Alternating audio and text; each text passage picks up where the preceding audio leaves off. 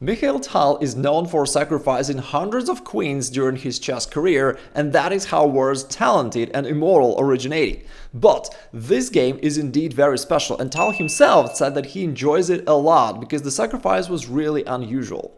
Alright, so playing white here is Vasily Smyslov, the 7th World Chess Champion, against Tal, the 8th World Chess Champion. Therefore, we have quite an interesting clash. Smyslov plays the very solid English opening, which is quite understandable. Tal was known as a master of attack, and therefore players who face him try to keep it dry, keep it closed, keep it simple, so that Tal cannot unleash his sacrifices. And therefore right now we have this symmetric setup. Tal plays this quite harmonious setup where the bishop has this open diagonal and the knight stands right here supporting the central break. Now Smyslov goes knight a4, offering the exchange of these two bishops. However, in reality, white just wastes quite a lot of time doing so, and now the knight is awkwardly placed right there on b2, doesn't have many squares to go to, so not the best idea, but anyways, the game goes on. e3, pawn d5, knight f3, so far so good, both sides just develop their pieces. Knight a4, now white realized that the knight is not doing too much right there on b2, so they're trying to reroute it to a better square.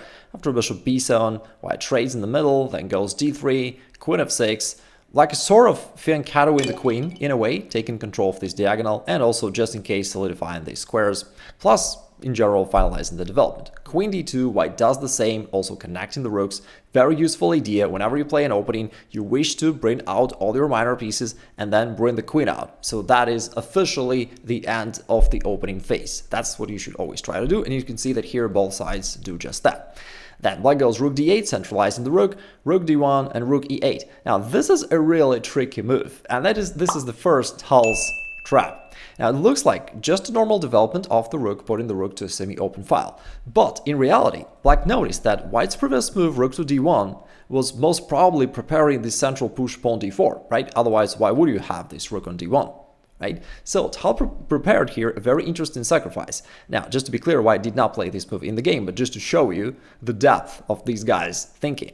So here, after the trade on d4, Tal prepared this sacrifice of the knight, followed by the rook sacrifice, deflecting the rook from d1 because of this check. And then the queen drops on d4, and black wins the game. Smyslov figured it out, and instead of playing d4, played rook to b1. Probably preparing this queenside attack with a3 and b4, which is standard in general in the English opening. Black played knight d6, and now white played knight e1. Again, quite actually a wrong move, but it makes sense. White is opening up this diagonal for the bishop, plus he wants to reroute the knight right here to support this queenside break with a pawn to b4. It turns out to be too slow and incorrect, but you can see that even world champs actually struggle with this very classical chess trouble. What to do after the opening, right? When you develop your pieces, and what are you going to do next? By the way, if you guys have questions about this, I've got a free masterclass about this. I'll leave a link down below in the description. You can check it out later, where I break it down exactly how you should think so that you can easily tackle such situations. Anyways, white played knight e1, not the best idea, but nevertheless makes sense. Now this pawn on d4 is hanging, but Tal plays the most aggressive move to solve the problem, putting pressure right here. And after e4, white potentially is ready to play f4 and e5, so black retreats the queen right here. Knight c2, now white is finally ready to break open the queenside with b4, and if he's in time to play this move, actually his position is going to become really good. He'll start putting pressure and attacking on the queenside, and it's unclear what can black do. Tal plays f5, starting his counterplay in the middle of the board. White traded on f5, definitely expecting black to just recapture with a knight, and after that would be just a normal chess game, the position is about equal. However, instead of recapturing this pawn on f5, Tal played knight e5. He just rushes into the attack on the king side, and he now offers the exchange of these light square bishops. Now, white needs to be really careful. In the game, he played pawn f4, trying to kick out this knight, because otherwise, if white plays anything else, let's say he takes this pawn on g6, then after the trade of bishops and queen to b7 check, white would indeed lose the game because his king is so weak.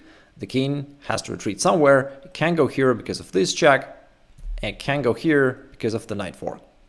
In the actual game, white played pawn to f4, attacking the knight and also supporting this bishop on g2. Now knight f3 check, white needs to trade, then the rook on e1, on d1 is attack, he moves it to e1, hitting the queen, and once again I'm pretty sure that Smyslov anticipated the queen to move somewhere across black's territory. But all of a sudden, against this attack, the queen just moved forward. Queen e2, letting the queen to be captured in one move by the rook, and then it's one of those classical Tal attacks where there is no strict solution to this, right? Black does not have any forced checkmate right after that, but it just creates the position where it's really hard for his opponent to figure out the right defense.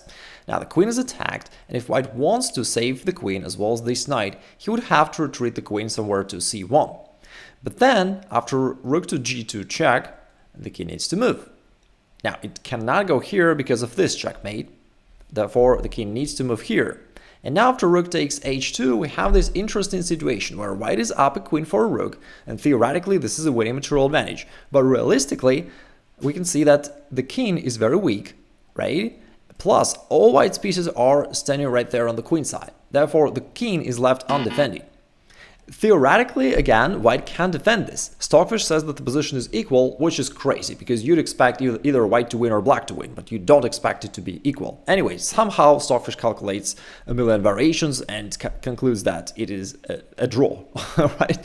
Which is hard to anticipate. But in reality, for real humans, certainly really hard to defend a position like that. Just to show you one potential variation. If white decided to be really greedy, they see that this pawn is hanging and they take it right here, black would play knight f5, hitting this pawn so that they can get to the king. And if, let's say, white keeps taking as much as they can, now this pawn on g3 is still hanging. The only move to defend it would be queen e1, but then rook g8, black just brings one more piece into play. They don't even need white's queen, they simply keep attacking. And now this knight takes g3 threat is unstoppable after any move of white. Black would play knight takes g3 check, followed by this checkmate. So something like this, of course, is really hard for white to face.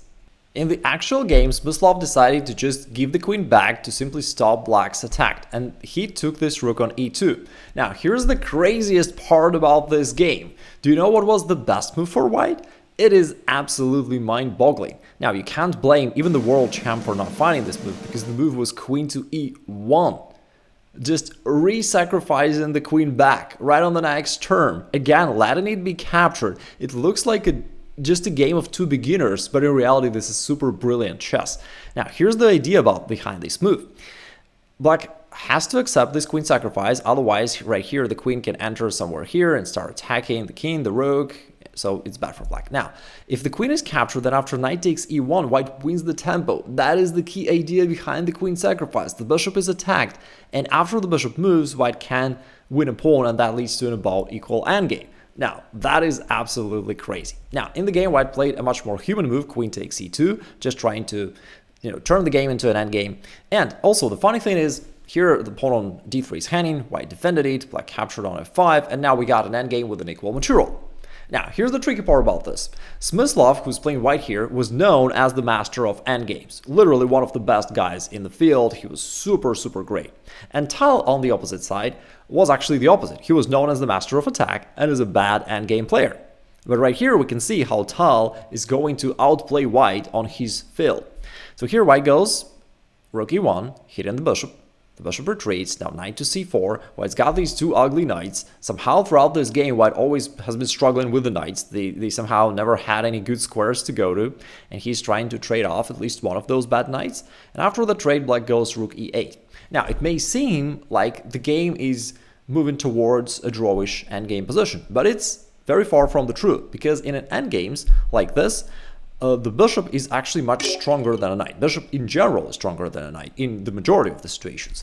But in situations like this, where there are pawns on both sides of the board, the bishop is indeed much stronger. So here, let's say white played king to f2, rook takes. And in such positions, the bishop can play on both sides of the board simultaneously. It can stand somewhere here and attack in multiple directions, while the knight can only be present either on the king side or on the queen side, but not on both simultaneously, which makes the bishop sort of 2 times stronger than a knight. Of course, it's an exaggeration, but you get the point. So it is not a draw. Black is still playing for a win. And here white were also at the crossroad, whether to take with a king or with a knight, and somehow, I don't know what happened with Smyslov, but he always played wrong knight moves in this game. It was better to finally play knight d1, trying to activate the knight. But instead, he followed the other rule, which says that in endgames you should centralize your king, and he took it with a king. Again, in general, it's the right approach, but just the knight is now totally clueless of what to do. All these squares are taken already by black, so the knight is really clueless of what to do next.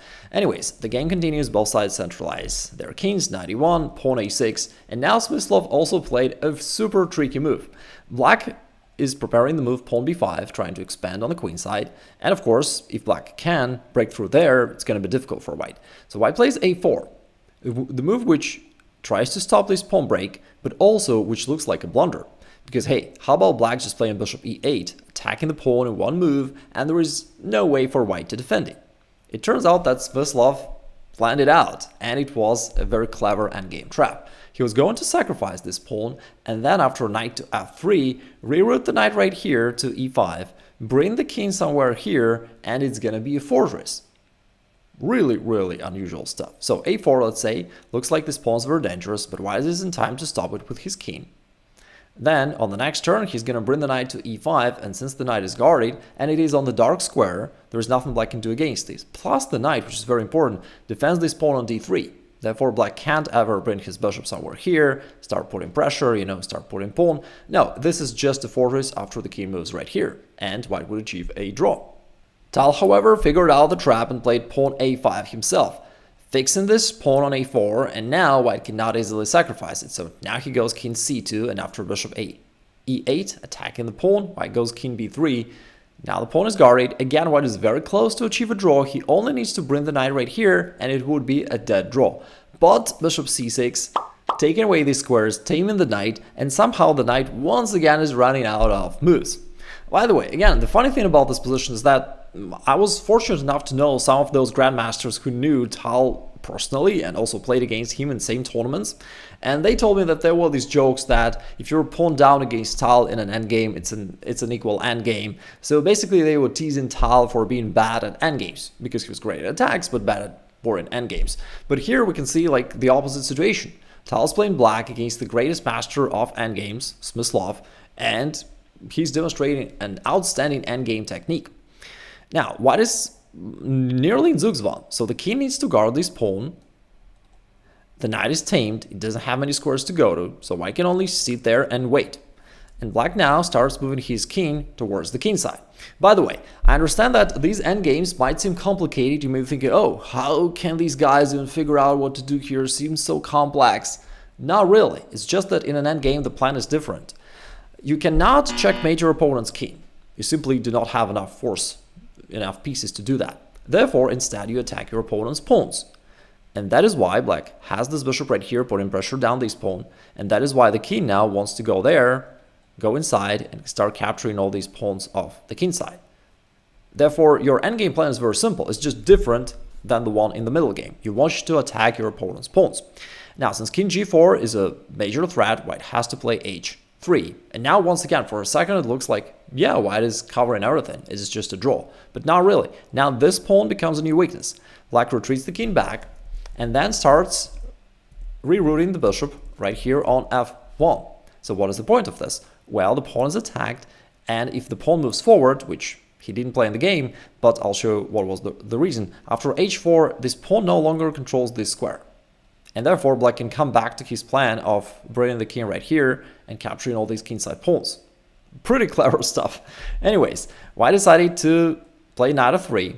And it's not even a pawn sacrifice because now he's got knight g5 with this double attack. So on the next turn, he's gonna pick up one of the pawns of black, and now the position remains to be equal in terms of material, but not really equal, because now there is no pawn on h3, and black still has the same winning plan of just pushing the king forward.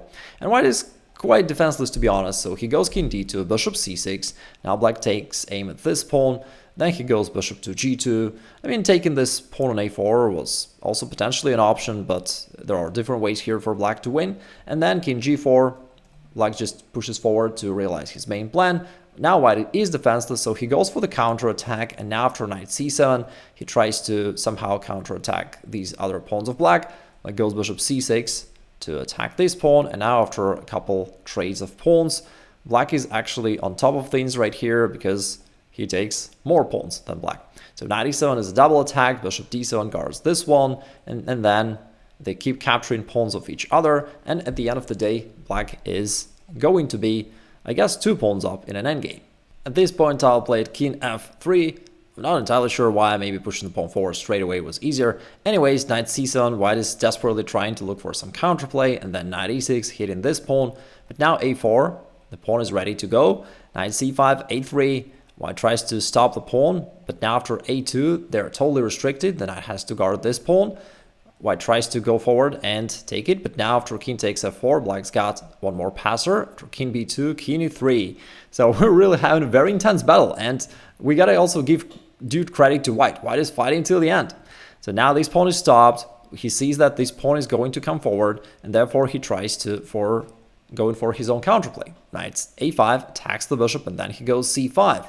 Now white's own passer pawn is also becoming relatively dangerous, but now after f4 and pawn c6, black simply sacrifices the bishop and then pawn f3. So white managed to win the black's bishop, but now this pawn is getting really dangerous.